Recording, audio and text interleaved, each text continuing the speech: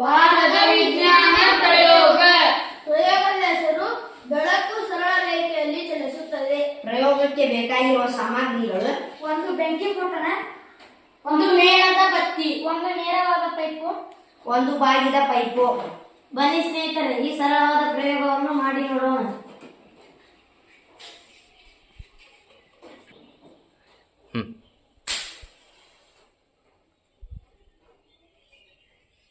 ಮೊದಲಿಗೆ ನೇರವಾದ ಪೈಪಿನಿಂದ ದೀಪವನ್ನು ನೋಡೋಣ. ದೀಪ ನಮಗೆ ಕಾಣಿಸುತ್ತಿದೆ. ಮೈಲಾರಿ, ನೀನು ನೋಡು. ಹೌದು, ನೇರವಾದ ಪೈಪಿನಲ್ಲಿ ದೀಪವು ಕಾಣುತ್ತಿದೆ. ಈಗ ಬಾಗಿದ ಪೈಪಿನಿಂದ ನೋಡೋಣ. ಬಾಗಿದ ಪೈಪಿನಿಂದ ದೀಪವು ಕಾಣಿಸುತ್ತಿಲ್ಲ. ಮೈಲಾರಿ, ನೀನು ನೋಡು. ಹೌದು, ಬಾಗಿದ ಪೈಪಿನಿಂದ ದೀಪವು ಕಾಣಿಸುತ್ತಿಲ್ಲ. ಹಂಗಂದ್ರೆ ಈ ಪ್ರಯೋಗದಿಂದ ನೀವೇನ್ ತಿಳ್ಕೊಂಡ್ರಿ? ಹಂಗಂದ್ರೆ ಬೆಳಕು ಸರಳ ರೇಖೆಯಲ್ಲಿ ಚಲಿಸುತ್ತದೆ. Very good. ವಿದ್ಯಾರ್ಥಿಗಳು ವಾರದ ವಿಜ್ಞಾನ ಪ್ರಯೋಗ. ಪ್ರಯೋಗದ ಹೆಸರು ನೀರು ಕೆಳಗಿಂದ ಮೇಲೇರುತ್ತದೆ. ಪ್ರಯೋಗಕ್ಕೆ ಬೇಕಾದ ಸಾಮಗ್ರಿಗಳು: ಒಂದು ಖಾಲಿ ಬಾಟಲ್ ಮತ್ತು ತಟ್ಟೆಯ ತುಂಬ ಬಣ್ಣದ ನೀರು. ಬನ್ನಿ ಸ್ನೇಹಿತರೆ, ಪ್ರಯೋಗ ಮಾಡೋಣ. ತಟ್ಟೆ ತುಂಬ ಬಣ್ಣದ ನೀರು ತುಂಬಿರುವ ನೀರಿನ ಮೇಲೆ ಈ ಬಾಟಲನ್ನು ಈ ರೀತಿ ಇಡೋಣ. ಈಗ ಏನಾಗೋದಿಲ್ಲ, ನೀರು ಮೇಲೆ ಏರೋದಿಲ್ಲ. ಹೌದಾ? ಯಾಕೆ ಮೇಲೆ ಇರಂಗಿಲ್ಲ? ಗಾಳಿ ಯಾವ್ದ್ರ ಗಾಳಿ ತುಂಬಿರ್ತತಿ? Very good. ಹಾ, ಈಗ ಏನ್ ಮಾಡ್ಬೇಕು? ಈ ಬಾಟಲನ್ನು ಬಾಟ್ಲಿ ಒಳಗಡೆ ಗಾಳಿಯನ್ನ ಹೊರ ತೆಗಿಬೇಕು. ಹಿಂಗೆ ಪ್ರೆಸ್ ಮಾಡಿ ಗಾಳಿ ಹೊರ ತೆಗೆದು ನೀರು ಪ್ರೆಸ್ ಮಾಡಿ ಇಡಬೇಕು.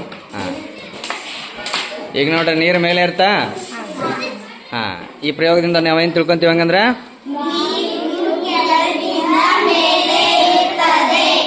ಹಾ,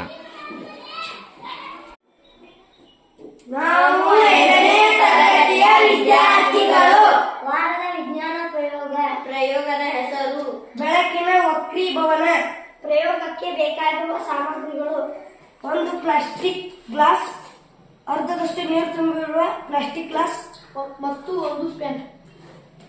ಬನ್ನಿ ಸ್ನೇಹಿತರೆ, ಪ್ರಯೋಗ ಮಾಡೋಣ.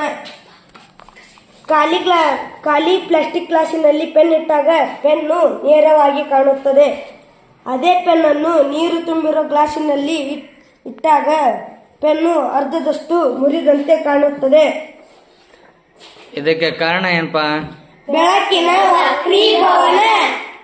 ಅಂದ್ರೆ ಬೆಳಕು ಒಂದು ಮಾಧ್ಯಮದಿಂದ ಮತ್ತೊಂದು ಮಾಧ್ಯಮಕ್ಕೆ ಚಲಿಸುವಾಗ, ಪ್ರವೇಶ ಮಾಡುವಾಗ ಏನ್ ಮಾಡ್ತತಿ? ತನ್ನ ದಿಕ್ಕನ್ನ ಬದಲಿಸುತ್ತದೆ.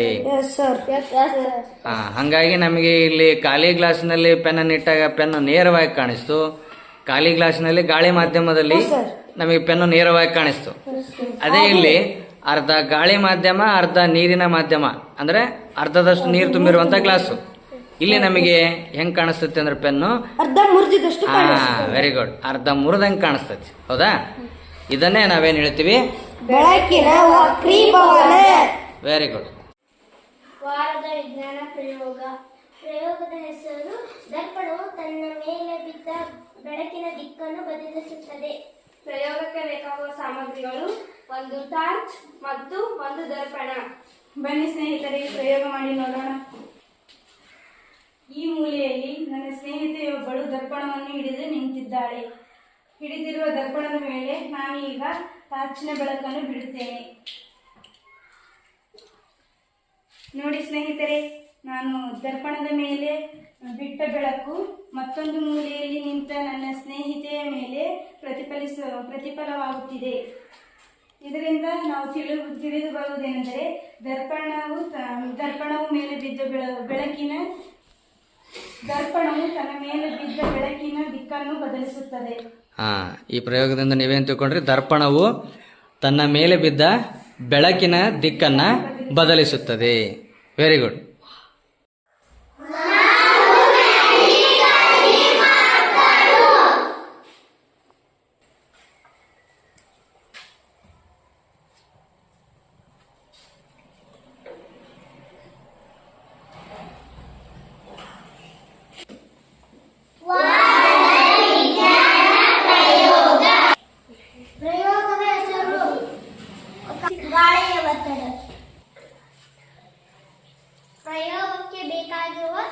ಸಾಮಗ್ರಿಗಳು: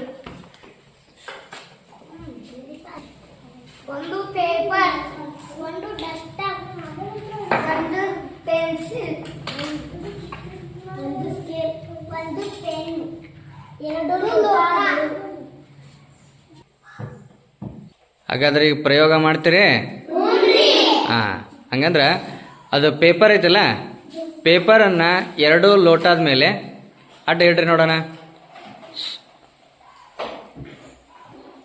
ಅಮೃತ ಒಬ್ಬರು ಇಡ್ರಿ ಸಾಕು. ಹಾಂ, ಈಗ ಪೇಪರ್ ಮೇಲೆ ಆ ಪೆನ್ಸಿಲ್ ಇಡುವ ಹಂಗಂದ್ರೆ ಹಾಂ, ಪೇಪರ್ ಏನಾಯ್ತು? ಮತ್ತೆ ಪೇಪರ್ ಇಡು, ಪೆನ್ ಇಡು ನೋಡೋಣ. ಪೆನ್ ಇಡ್ರಿ. ಹಾಂ, ಈಗನೇ ಏನಾಗ್ತದ ಪೇಪರ್?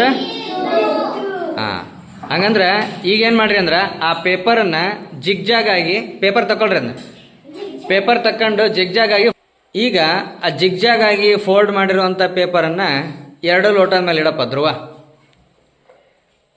ಹಾಂ, ಇಟ್ರೆ ಅದ್ರ ಮೇಲೆ ಈಗ ಪೆನ್ ಇಡ್ರಿ. ಬಿತ್ತ ಪೇಪರ್? ಪೆನ್ಸಿಲ್ ಇಡ್ರಿ. ನಿಧಾನಕ್ಕೆ ಇದನ್ನ ಇಟ್ಬಿಡ್ರಿ. ಅದು ಸ್ಕೇಲ್ ಇಡ್ರಿ. ಬೀಳಿಲ್ಲಲ್ಲ? ಡಸ್ಟರ್ ಇಡ್ರಿ ನೋಡೋಣ. ಡಸ್ಟರ್ ಇಡುವ ನೋಡೋಣ ಹಂಗಾರೀಗ. ಪೇಪರ್ ಏನಾಯ್ತು? ಬೀಳಿಲ್ಲ, ಹೌದಿಲ್ಲ? ಈಗ ನೋಡ್ರಿ, ಆ ಜಿಗ್ಜಾಗ್ ಆಗಿ ಫೋಲ್ಡ್ ಮಾಡಿರೋ ಪೇಪರ್ ಮೇಲೆ ನೀವು ಪೆನ್ ಇಟ್ಟಿರಿ, ಪೆನ್ಸಿಲ್ ಇಟ್ಟಿರಿ, ಸ್ಕೇಲ್ ಇಟ್ಟಿರಿ, ಮತ್ತು ಇನ್ನೊಂದು ಏನಿಟ್ಟಿರಿ? ಡಸ್ಟರ್ ಇಟ್ಟಿರಿ. ಆದ್ರೂ ಪೇಪರ್ ಏನಾಗ್ತಿಲ್ಲ, ಅದು ಬೀಳಿಲ್ಲ. ಯಾಕೆ ಬೀಳ್ತಾ ಇಲ್ಲ ಹಂಗಂದ್ರೆ? ಇದು ಎಲ್ಲಿ ಗಾಳಿ ಒತ್ತಡ ಐತಲ್ಲಿ? Very good. ಅಲ್ಲಿ ಏನು ನೀವು ಮಡಿಕೆ ಮಾಡಿರಲ್ಲ, ಫೋಲ್ಡ್ ಮಾಡಿರಲ್ಲ, ಆ ಮಡಿಕೆಗಳ ನಡುವೆ ಗಾಳಿಯ ಒತ್ತಡದಿಂದಾಗಿ ಬೀಳ್ತಾ ಇಲ್ಲ. Very good. ಅರ್ಥ ಆಯ್ತಾ ನಿಮಗೀಗ ಗಾಳಿಯ ಒತ್ತಡ? Very good. ಸ್ಟಾರ್ಟ್. ನಾವು 7ನೇ ತರಗತಿಯ ವಿದ್ಯಾರ್ಥಿನಿಯರು. ಪ್ರಯೋಗದ ಹೆಸರು ಗಾಳಿಯ ಒತ್ತಡ. ಬೇಕಾಗುವ ಸಾಮಗ್ರಿಗಳ ಹೆಸರು: ಒಂದು ಜರಡಿ, ನೀರು ತುಂಬಿರುವ ಒಂದು ಗಾಜಿನ ಲೋಟ ಮತ್ತು ಒಂದು ಪಾತ್ರೆಯಲ್ಲಿ ನೀರು. ಬನ್ನಿ ಈಗ ಪ್ರಯೋಗ ಮಾಡಿ ನೋಡೋಣ. ಜರಡೆಯನ್ನ ಲೋಟದ ಮೇಲೆ ಹೀಗೆ ದಬ್ಬು ಹಾಕಿ ಲೋಟವನ್ನ ಈ ರೀತಿ ಉಲ್ಟಾ ಮಾಡೋಣ. ನೀರು ಕೆಳಗೆ ಬೀಳುತ್ತಿಲ್ಲ. ನೋಡಿ ಸ್ನೇಹಿತರೆ, ನೀರು ಏಕೆ ಬೀಳುತ್ತಿಲ್ಲ? ನೋಡಿ, ಕೆಳಗೆ ಹಲವು ರಂಧ್ರಗಳಿದ್ದು ಸಹ ನೀರು ಕೆಳಗೆ ಬೀಳುತ್ತಿಲ್ಲ. ಏಕೆಂದರೆ ಗಾಳಿಯ ಸಮಾನಾಂತರ ಮತ್ತು ಮೇಲ್ಮುಖ ಒತ್ತಡದಿಂದ ನೀರು ಕೆಳಗೆ ಬೀಳುತ್ತಿಲ್ಲ. ಈ ಪ್ರಯೋಗದಿಂದ ನಮಗೆ ತಿಳಿದು ಬರುವುದೇನೆಂದರೆ ಗಾಳಿಯ ಒತ್ತಡ ಇರುತ್ತದೆ ಎಂದು ನಾವು ತಿಳಿದುಕೊಳ್ಳಬಹುದು.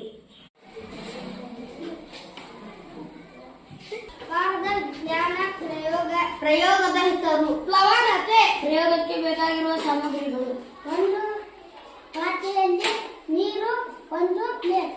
ಬನ್ನಿ ಸ್ನೇಹಿತರೆ, ಪ್ರಯೋಗ ಮಾಡೋಣ. ಮೊದಲಿಗೆ ಬ್ಲೇಡನ್ನ ನೀರಿನಲ್ಲಿ ಲಂಬವಾಗಿ ಇಡೋಣ. ಏನಾಯ್ತು? ಈಗ ಬ್ಲೇಡ್ ಲಂಬವಾಗಿ ನೀರೊಳಗೆ ಬಿಟ್ಟಾಗ ಮುಳುಗಿತ್ತು, ಹೌದಿಲ್ಲ? ಈಗ ಆ ಮುಳುಗಿರುವಂತ ಬ್ಲೇಡನ್ನು ಹೊರಗೆ ತೆಗ್ಯಾನ. ಈಗ ಮನಚೌಟಿ ಅದೇ ಬ್ಲೇಡನ್ನು ಅಡ್ಡ ನೀರೊಳಗೆ ಬಿಡಿ ನೋಡೋಣ.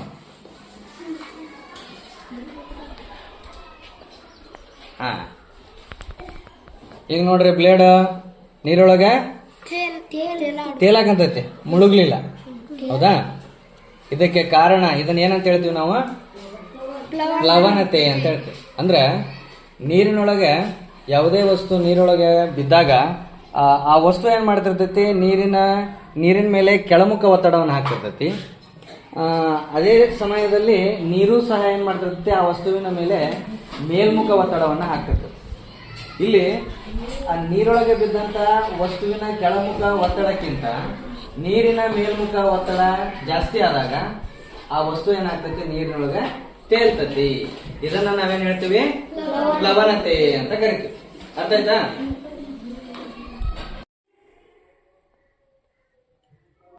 ವಾರದ ವಿಜ್ಞಾನ ಪ್ರಯೋಗ. ಪ್ರಯೋಗದ ಹೆಸರು ಸಾಮರ್ಥ್ಯ.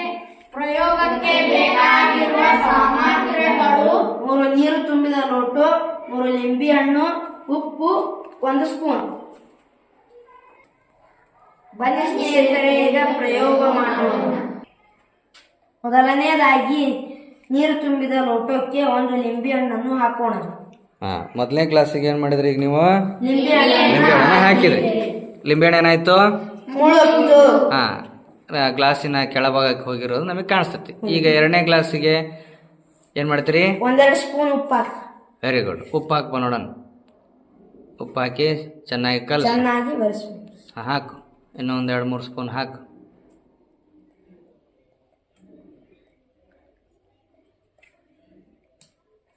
ಈಗ ಎರಡನೇ ಲೋಟಕ್ಕೆ ಲಿಂಬೆ ಹಣ್ಣನ್ನು ಹಾಕೋಣ. ನೋಡಿ ಸ್ನೇಹಿತರೆ, ಅದು ನಿಮಗೆ ತೇಲುವುದು ನಿಮ್ಮ ಗಮನಕ್ಕೆ ಬರುತ್ತಿದೆ. Very good. ಈಗ ನೋಡ್ರಿ, ಎರಡನೇ ಗ್ಲಾಸ್ನೊಳಗೆ ಲಿಂಬೆ ಹಣ್ಣು ಏನಾಗೈತಿ? ತೇಲು- ತೇಲ್ತಾ ಇದೆ. ಹಾ, ಮೂರನೇ ಗ್ಲಾಸಿಗೆ ಲಿಂಬೆ ಹಣ್ಣು ಹಾಕಪ್ಪ. 3ನೇ ಗ್ಲಾಸಿಗೆ ಲಿಂಬೆ ಹಣ್ಣನ್ನು ಹಾಕಿ ಸ್ವಲ್ಪ ಸ್ವಲ್ಪ ಉಪ್ಪನ್ನು ಬೆರೆಸೋಣ. ಹಾ, ವೆರಿ ಗುಡ್. ಹಾಕು ನೋಡೋಣ. ಇನ್ನೊಂದು 2 ಸ್ಪೂನ್ ಹಾಕು.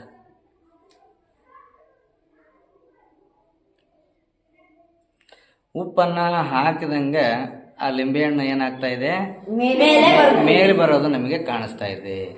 ಅಂದ್ರೆ ಇಲ್ಲಿ ಒಂದು ವಸ್ತು ನೀರೊಳಗ ಮುಳುಗಲಿಕ್ಕೆ ಸಾಂದ್ರತೆನೂ ಕಾರಣ ಆಗುತ್ತೆ ಅನ್ನೋದನ್ನ ನಾವು ಇಲ್ಲಿ ತಿಳ್ಕೋಬಹುದು. ಹೌದಾ? ಮೊದಲನೇ ಕ್ಲಾಸಲ್ಲಿ ನೋಡಿದ್ರೆ ನೀವು ಲಿಂಬೆಹಣ್ಣು ಏನಾಯ್ತು? ಮೊದಲನೇ ಕ್ಲಾಸಲ್ಲಿ ನೀರೊಳಗ ಮುಳುಗ್ತು.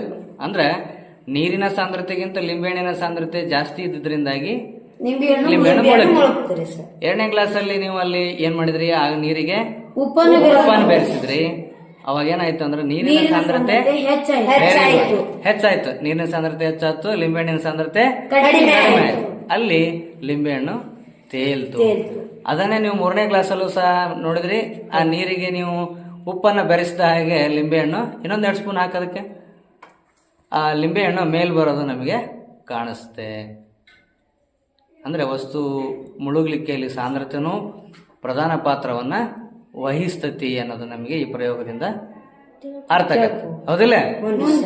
ಅರ್ಥ ಆಯ್ತಾ ನಿಮಗೆ ಸಾಂದ್ರತೆ ಬಗ್ಗೆ ಈಗ? Very good.